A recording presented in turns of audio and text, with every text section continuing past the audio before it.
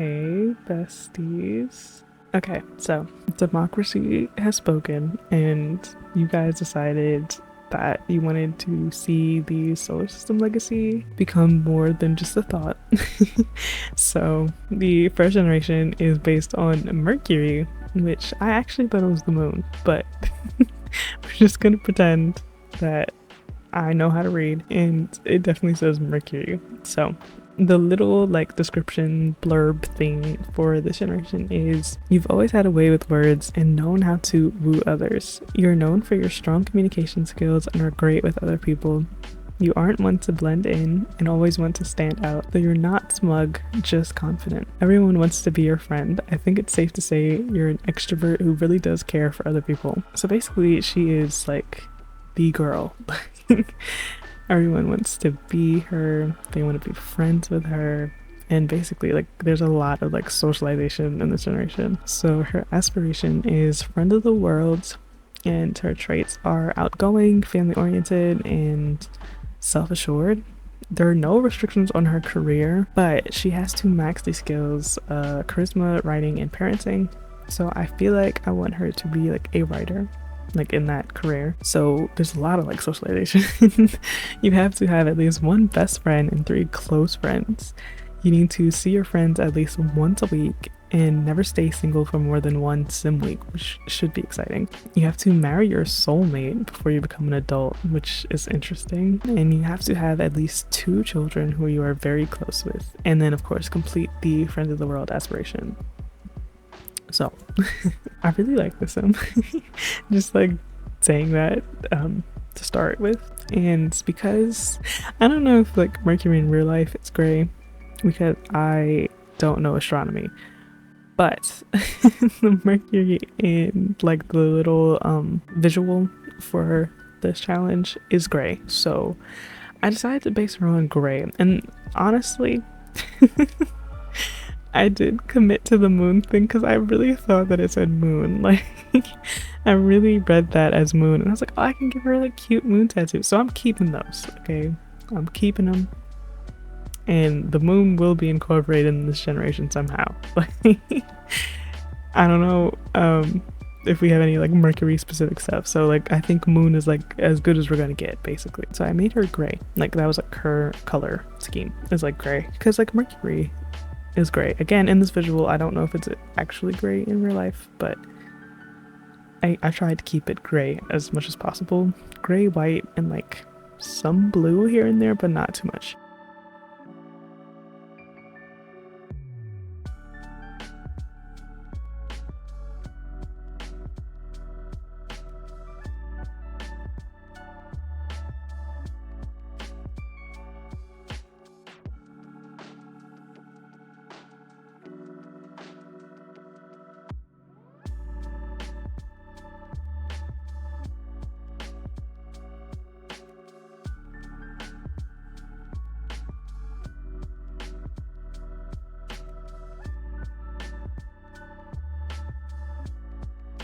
And I really just love this hair by Sim Struggle. It's one of their newest hairs, and it's just really pretty. And I love when they give us options to add highlights and other customization to their hairs. I just think it's really nice. And so I know that this loose hair doesn't exactly match the color customization of the pigtail hair that she started out with, but we're gonna pretend that it does, because it was the perfect version of not pigtails for that pigtail hair. And I'm real serious when it comes to matching length and color customizations and stuff. So it was really tough for me to have to make that decision, but I made it.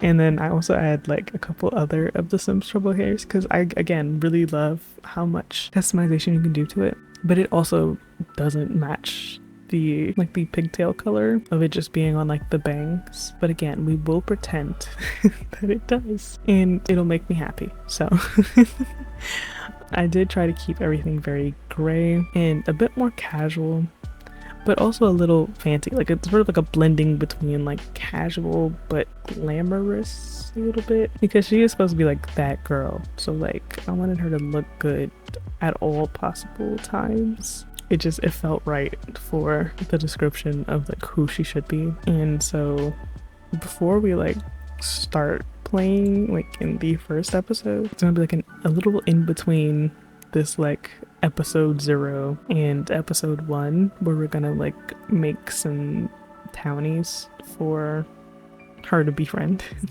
because I'm obviously using like my townie makeover save to play in for like my 2 let's plays, because I really cannot stand having bad looking townies. But I don't necessarily want her to only like befriend and like date pre-mades basically. Like I would like to make some for her to interact with. And I decided that she's gonna live in Willow Creek because that feels like a fun place to live in. I haven't like gotten her a house or anything. Like I haven't done like anything basically. So I'll probably do like a blending between making townies and then like building her house. That way it's all in one, so that way I don't have to like split anything else up. I can just do like this episode 0, the like setup for the solar system save, and then the episode 1 basically.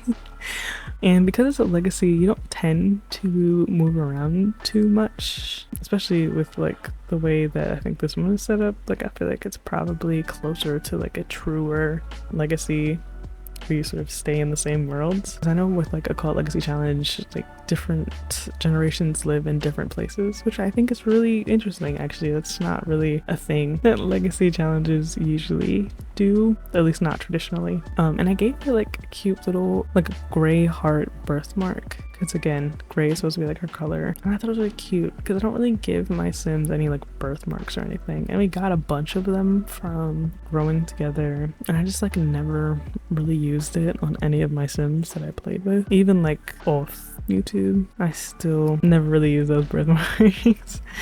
At least never like seriously, but I think it'd be fun, you know.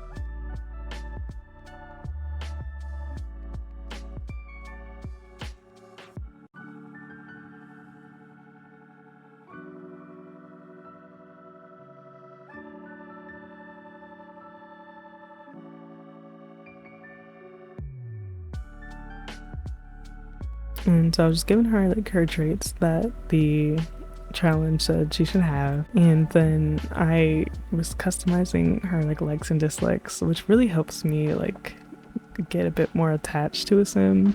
I find it makes them feel a bit more real because they have like preferences and stuff, and it's just really nice, I think. So I was just like trying to think about like who she is as a sim, and I think that's what really gets me attached to them, like thinking about them and like thinking about playing with them and as them. I don't know, it just it helps me get like into the zone of playing with a sim, and I really like that mod a lot. So I'll definitely link it in the description if you want to look at it.